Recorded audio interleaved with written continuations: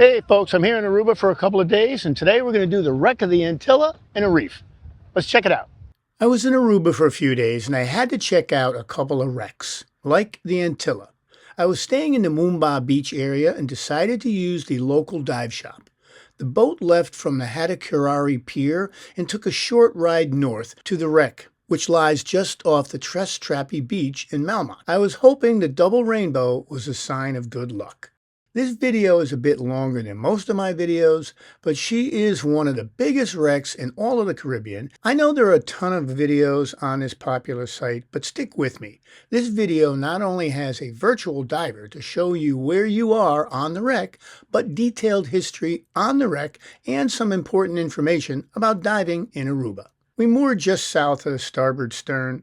The Antilla is a bit unusual. It is a really large wreck at 398 feet, but sits in just under 50 feet of water at her deepest by the stern.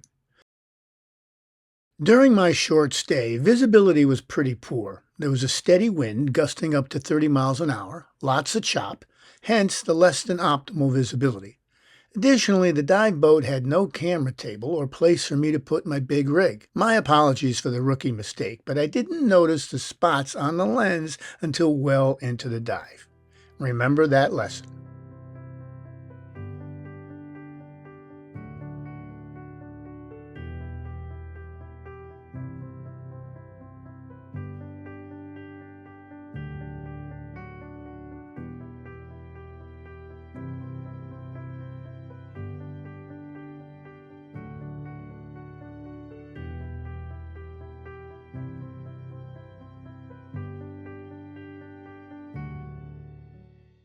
She's on her port side and her bow points eastward towards the beach. She is popular with freedivers and snorkelers since portions can be reached at only 15 feet or so. Typically, the operators do either a circle route around the outside or a figure eight switching from one side to the other at midsection.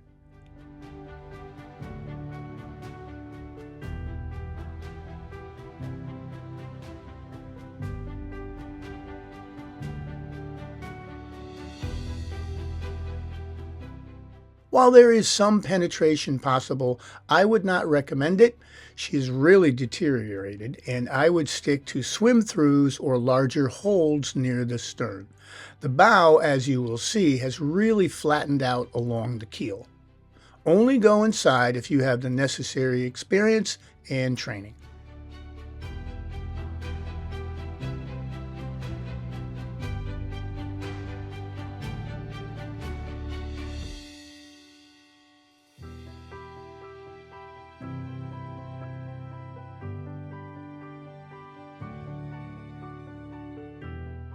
There are generally plenty of turtle and other fish on the site, pufferfish, trumpet, the occasional eel.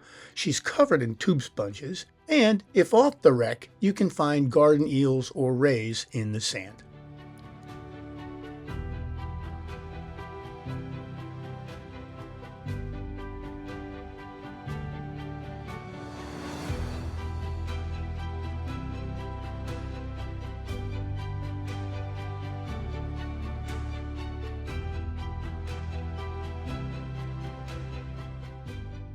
I did the Antilla almost 20 years ago and really wanted to see how she's changed.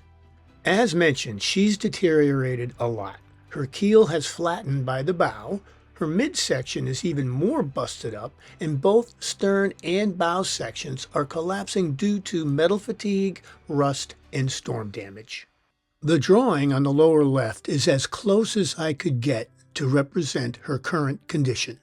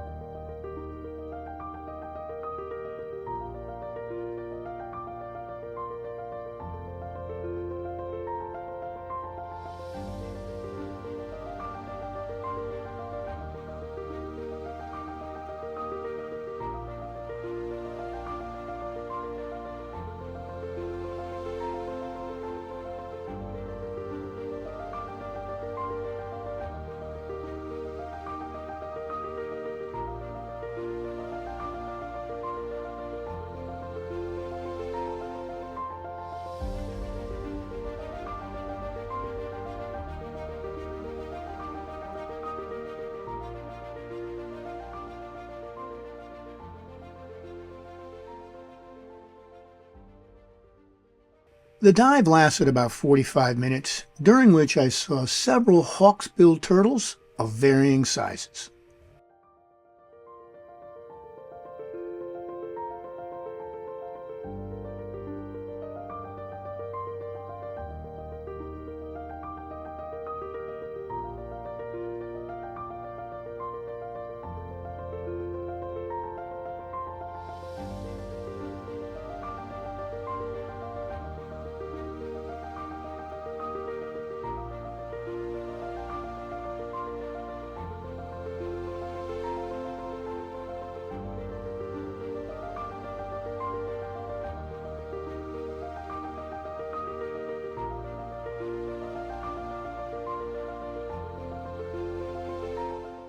Here you can see where the lower part of the bow has flattened out.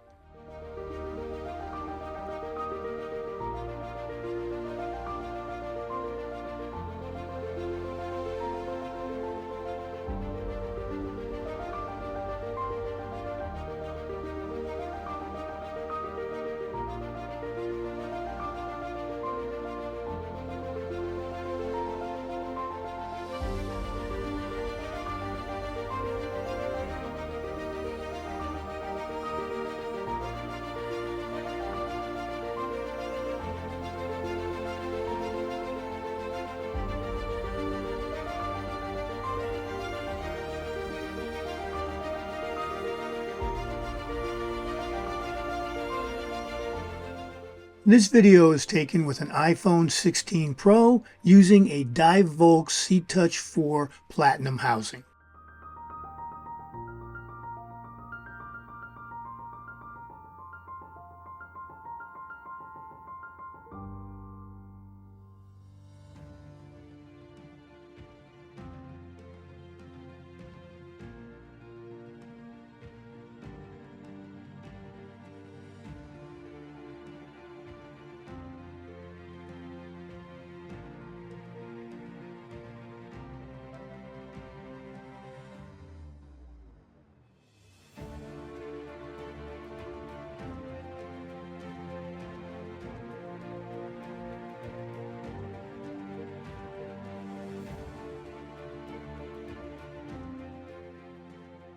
This day the wreck was pretty crowded. We had at least 10 boats at the site.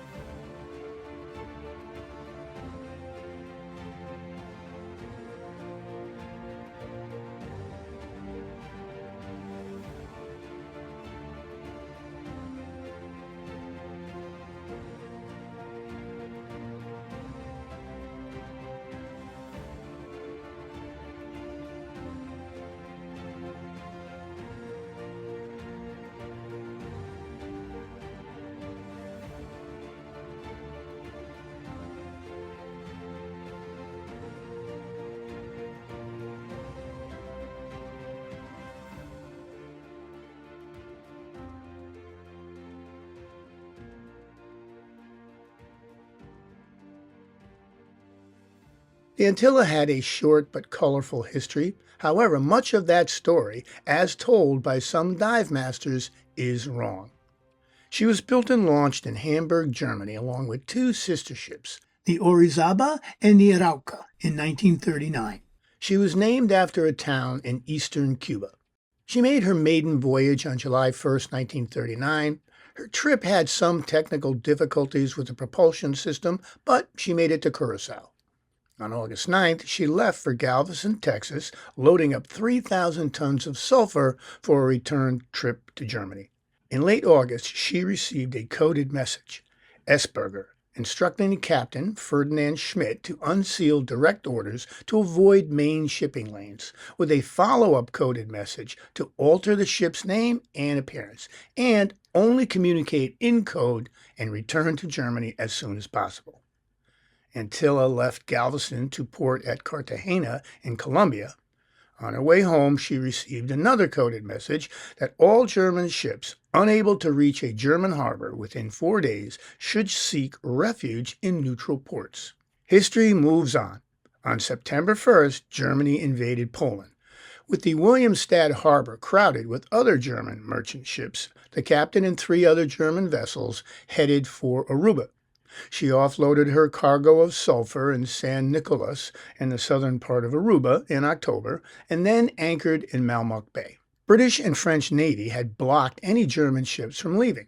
Some of Antilla's crew transferred to another ship, and in January 1940, that ship, the Consul Horn, slipped through the blockade. On Leap Year Day 1940, the other 2 ships, the Heidelberg and Troja, tried to escape. They were intercepted and scuttled by the crew to prevent their capture. On April 9, 1940, Germany invaded Denmark and Norway. Dutch authorities in Aruba confined Antilla's crew to their ship, fearing possible invasion. In May 1940, Germany invaded the Netherlands, so the Dutch government ordered the seizure of all German ships in the Dutch Antilles. On May 10th in the early morning, Dutch Marines in 2 boats approached Antilla to board her, but Schmidt refused to lower the gangway. Fearing armed resistance, the boarding was postponed and scheduled for first light, when machine guns positioned on the shore could provide cover. The German crew used the delay to scuttle her. While some crew set fire to several parts of the ship, one crewman locked himself in the engine room, opened her seacocks, and climbed out through the funnel. At 5 a.m., the Dutch Marines boarded the ship, and at 5:30, the German crew was assembled on the poop deck and then escorted them offshore in lifeboats and put them into custody. By 6 a.m., 2 Coast Guard vessels, the HM Aruba and HM Practico, reached Malmock Bay and found the Antilla on fire. 2 of Aruba's crew boarded Antilla and found the engine room and holds 4 and 5 completely ablaze, preventing them from closing the seacocks. With the German crew removed, Aruba fired 2 rounds at Antilla from her 37mm gun. By 6:50 a.m., the Antilla was on fire from bow to stern, enlisting 20 degrees to port. She sunk later in the day.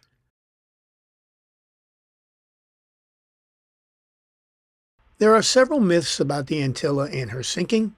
One story lists the Antilla as a secret U-boat tender. This is false. Some reports of her use as a tender are for dates after her actual sinking. Not possible. Another myth is that when the Dutch sought to take over the ship, the Captain Schmidt negotiated a 24-hour delay. The delay was only 2 hours because, as mentioned, Schmidt refused to lower the gangway. Another myth is that the crew heated her boilers so that the seawater entering through her seacocks caused a boiler explosion, which broke the ship in half. Records show that in May and August of 1940, Dutch divers found that the wreck was still intact.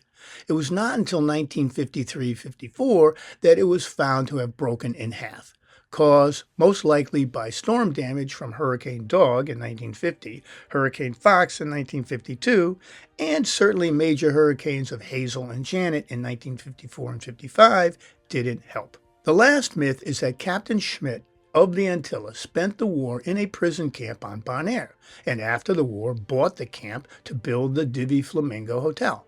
In reality, the Dutch Antilles authorities interned 220 German nationals, including Antilla's crew of 35. The Dutch made Antilla's crew build an internment camp on Bonaire to house their fellow detainees. The British authorities then agreed to take them and intern them on Jamaica. In early July 1940, all 220 detainees were taken to Jamaica on a banana boat called the Jamaica Producer, where they remained for the rest of the war. After the war, the camp on Bonaire was actually bought by a local entrepreneur, Lodewijk Gerhards, who built the hotel, which was initially named Hotel Zeebad.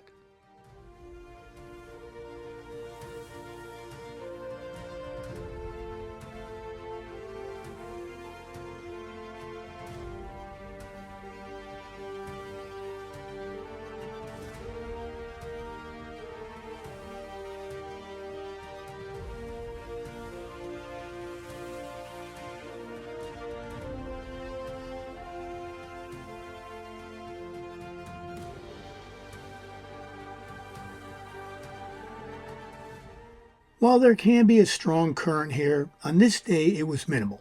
But you can see with the boat traffic, number of divers, and the intermittent cloud cover, visibility wasn't optimal.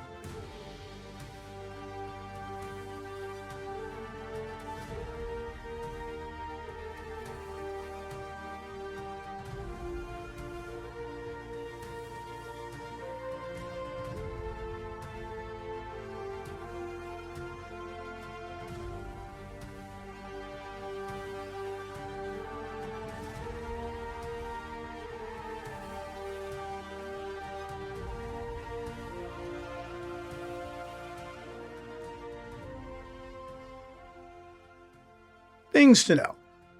The Antilla is a busy dive site. As mentioned, I dove it 2 days when I was there. The first day there were 10 boats at the site, both dive and snorkel boats. This can lead to decreased visibility by all the silt kicked up. I dove in early January, which is part of the windy season. December through April can be busy winter holiday season, so lots of divers in the water. April through September are normally the least windy months with the calmest surface conditions, steady water conditions, and sunny days. October through November are the rainiest months. Keep that in mind. Year-round water temperature ranges from 79 to 84 degrees Fahrenheit, and visibility can range from 50 to 100 feet. While diving the wreck was fun, the coral reefs in Aruba are in trouble. Above average water temperatures, stony coral tissue disease, bleaching, island sediment runoff have all put challenges on the reef. I'll cover that in the next video, but if you are going to Aruba to see beautiful reefs, you may be disappointed. U.S. cash is pretty much accepted everywhere.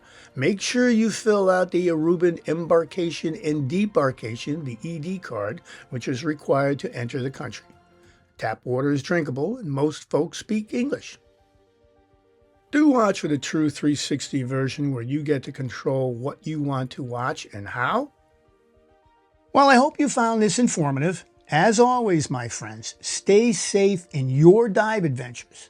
And remember, go explore, get wet,